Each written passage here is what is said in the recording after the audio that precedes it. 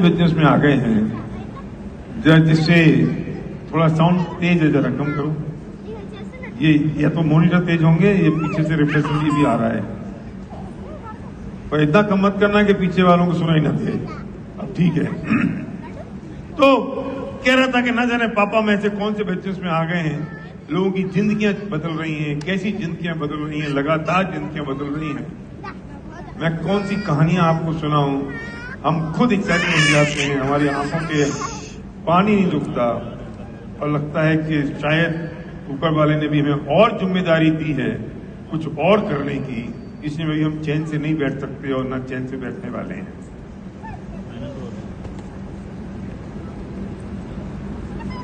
हर व्यक्ति को अपने चैलेंज बहुत बड़े दिखाई देते हैं, उसे लगता है मेरा चैलेंज बहुत बड़ा है। उससे गांव में अगर भैंस मर जाएगी तो वो फंक्शन में नहीं आएगा। क्यों? क्योंकि मेरा चैलेंज इतना बड़ा है, क्योंकि भैंस मर गई। और दूसरे व्यक्ति की मां भी अगर चली जाएगी तो वो ये सोचता है कि यार मां के सपने अब पूरे करना मेरी जिम्मेदारी है, मां तो जा चुकी, अब मैं मां को वापस नहीं ला सकता, लेकिन मां के सपने तो मैं पूरे कर सकता हूं।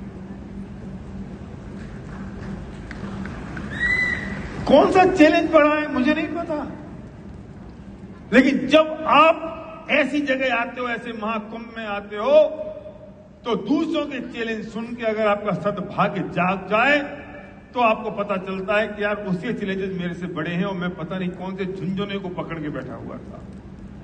लेकिन ये तो तब होगा जब आप सुनने आओगे, ये तो तब होगा जब आप उस एसोसिएशन में आओगे, ये तो तब होगा जब उस माहौल में आओगे, जब सुनोगे,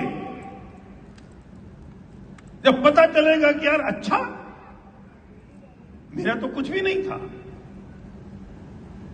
जिसके पास 10 करोड़ का कर्जा होता है ना, और कोई आदमी आत्महत्या कर लेता है 5 लाख के 10 लाख रुपए के कर्जे की वजह से, तो वो हंसता है। तू 10 लाख रुपए के कर्जे की वजह से तूने आत्महत्या कर ली और मैं 10 करोड़ का कर्जा लेके बैठा हूं। लेकिन ये तब पता चलता है जब आप ऐसे माहौल में, ऐसे एसोसिएशन में आओ। लेकिन ये भी मैं बहुत अच्छी तरह से जानता हूं कि वो ही आएगा जिसका सद्भाग्य जाग रहा होगा, क्योंकि हम बार बार ये बात कहते हैं कि जैसी गति होनी होगी मति वैसी चलेगी। अगर आपकी गति में करोड़ों रुपए, लाखों रुपए महीने के कमाना होंगे तो आपकी मति ऐसी चलेगी कि चलो यार मुझे इस फंक्शन में जाना है और कुछ सुनना है ध्यान से। कितना मुश्किल है यहां बैठना, कितना मुश्किल है। जो बैठे में बहुत भाग्यशाली हैं उन सबके पुण्य का उदय है और आने वाला है, वरना कितना मुश्किल है आपके घर से ये निर्णय करना कि मुझे फैमिली रूम में जाना है। फिर कितना मुश्किल है कि आप वहां से आपका टिकट का अरेंजमेंट हो जाए, रेलवे, हवाई जहाज, बस। कितना मुश्किल है कि आपकी जेब में 5-7 हजार रुपए हो।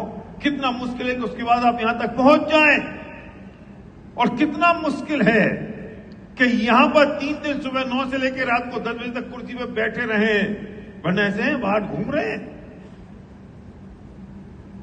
मैं तो इंतजाम करने वाला हूं अगली बार से, 2-4 पुलिस वाले लगाऊंगा दासू से कह के कि जितने लोग बाहर घूम रहे हो उनको पकड़ के अंदर भेजो। क्या करूं अब मैं? अभी भी वो बाहर घूम रहे हैं, अभी उनको खाने की लाइन में सबसे पहले जाना है। तुम्हें नोबेल पुरस्कार मिल जाएगा अगर खाना सबसे पहले प्लेट ले लोगे तो। तुम्हें नोबेल पुरस्कार मिल जाएगा। बाहर जाके क्या करोगे? भूपेंद्र ने मुझसे कहा बैठा है भूपेंद्र? ये बैठा है भूपेंद्र। भूपेंद्र बोला पिछले गोकराउंड से पहले तक मुझे 7 साल हो गए डायरेक्ट सेलिंग में, मैं भी फंक्शन में आता था, टिकट लेता था और बाहर घूमता रहता था। क्यों? कि सुन लिया ना, बहुत सुन लिया ना, क्या जरूरत है आने की? सुन लिया, हो गया काम। बाहर घूम रहा हूं, हर 10 मिनट बाहर जा रहा हूं, आधा घंटे बाहर जा रहा हूं, बाथरूम जा रहा हूं, पेशाब करने जा रहा हूं, चाय पीने जा रहा हूं। और सुनो, अकेला थोड़ी जाता है आदमी, अपनी डाउनलाइन को भी ले जाता है। तू भी चल, चाय अकेले थोड़ी पिएगा भूपेंद्र, 2-4 के साथ पिएगा ना, तो उन 2-4 का भी कूड़ा कर दिया तुमने, तुम्हारी डाउनलाइन का। तुम इससे ज्यादा अच्छी बात कर रहे हो बाहर जितनी अंदर हो रही है। क्यों? क्योंकि भूपेंद्र को 2025 से पहले ड्यू सीडी जाना उसकी गति में नहीं था। तो उसकी मति ऐसी चली कि प्रोग्राम में क्यों बैठे हैं, बाहर चलो। समझ में आई बात? और जब ये नक्की हो गया 2025 में इसको जाना है, तो बुद्धि ऐसी चली अनूप कि नहीं यार अब तो अंदर ही बैठना है और सिस्टम को प्रमोट करना है। अब इसमें गलती किसी की नहीं है, तुम्हारे पूर्व के कर्म ही ऐसे हैं कम वक्त। मैं गुस्सा कर करके क्या करूं, मुझे तो दया आती है, मुझे तकलीफ होती है, इसलिए मैं गुस्सा करता हूं। मुझे कई लोग मेरे गुस्से को भाजन बने होंगे कि मैंने उनको डांट दिया होगा, पर बेटा मैं तुमसे मोहब्बत करता हूं इसलिए डांट दिया होगा। कुछ करता हूं, प्यार करता हूं इसलिए तुम्हें डांट दिया होगा कि सुन लो जरा जो बात कही जा रही है, तुम्हारी जिंदगी बदल जाए। क्योंकि तुम अगर बाहर घूम रहे हो तो मेरी 9 लेवल डीप के बाद के लोग हो। समझ में आ गई तुम्हें? उससे मुझे पैसा नहीं आता है। तुम अगर गप्पे मार रहे हो या नहीं सुन रहे हो तो तुम मेरे 9 लेवल बाद के हो, क्योंकि 9 लेवल के अंदर वाले जो है ना, अभी तो बेचारे सब सीधे सच्चे समझदार लोग हैं। तो तुम्हें अगर डांट डूट दिया, टपट दिया, कुछ जोर से मैंने बोल दिया तो तुम्हारे भले के लिए बोल दिया, तुम्हारा नुकसान नहीं चाहता हूं, फायदा चाहता हूं। और मैं तुमसे भी कहना चाहता हूं, तुम्हारी कोई डाउनलाइन अगर बाहर घूम रही हो तो उसको बुला लो कि भैया तू बैठ जा। कितना मुश्किल है कि वो यहां तक पहुंच जाए, उसकी बात भी ना सुने। और सुनो, कुछ ऐसे भी होंगे जो बाहर नहीं गए होंगे, या बैठे बैठे व्हाट्सएप खेल रहे होंगे, संता बंदा की कहानियां कर रहे होंगे। क्योंकि ये इतना गंदा है ये मोबाइल कि हर 10 मिनट में इसको नहीं देखो ना तो ऐसा लगता है कुछ छूट गया। मतलब ये ना हेरोइन और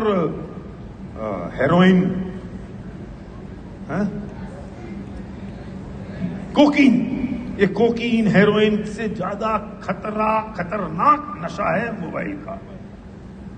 जैसे जिसको तलब लगती है ना, तलब, तो मुझे हर 10 मिनट में चाहिए। सिगरेट वाले को हर 15 मिनट में सिगरेट चाहिए, तो इसको भी हर 10 मिनट में मोबाइल चाहिए। तलब है मोबाइल की, तलब। इसके हाथ से तरह आधा घंटा, 1 घंटा, 5 घंटे, 6 घंटे और 1 दिन के लिए मोबाइल हटा दो, फड़फड़ाता फिरता है ऐसा। कहां है, किधर है वो, इधर चाहिए। अच्छा, करके क्या करेगा? क्या करोगे? जितने लटाने क्या करोगे? स्क्रॉल करोगे, इंस्टाग्राम, फेसबुक, ये